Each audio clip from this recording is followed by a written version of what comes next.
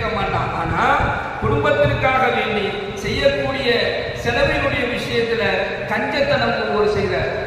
குடும்பத்துக்கு கொடுக்கறதுல மறுக்கிறார். குடும்பத்தினுடைய தேவைகளுக்கு செலவு செய்வதற்கு அவர் மறுக்கிறார். அதுல கஞ்சத்தனம் செய்கிறாருன்னு சொன்னா நாளைக்கு அல்லாஹ் அவரை கேள்வி கேட்பார்.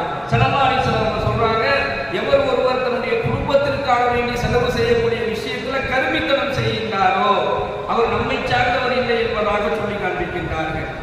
இந்த இடத்துல இன்னொரு ஒரு விஷயத்தை ஸல்லல்லாஹு அலைஹி வஸல்லம் சொல்றாங்க. ஒரு மனைவிக்கு ஒரு உரிமை இருக்குது. என்ன உரிமை அப்படின்னு சொன்னா, அவ எந்த செயலை செஞ்சாலும் கணவன் அனுமதி பெறணும் அப்படிங்கிற ஹதீஸ் நிறைய இருந்தாலும் இந்த இடத்துல ஸல்லல்லாஹு அலைஹி வஸல்லம் மன்னவர்கள் மனைவிக்கு உண்டான உரிமையை, ஒரு பெண்ணுக்கு உண்டான தன்னுடைய கணவனிடத்துல ஒரு மனைவிக்கு இருக்கக்கூடிய உரிமையை பற்றி சொல்றாங்க. குடும்ப செலவுக்கு உன்னுடைய கணவன் உனக்கு பணம் தரல அப்படின்னு சொன்னான், குடும்பத்தினுடைய தேவைக்கு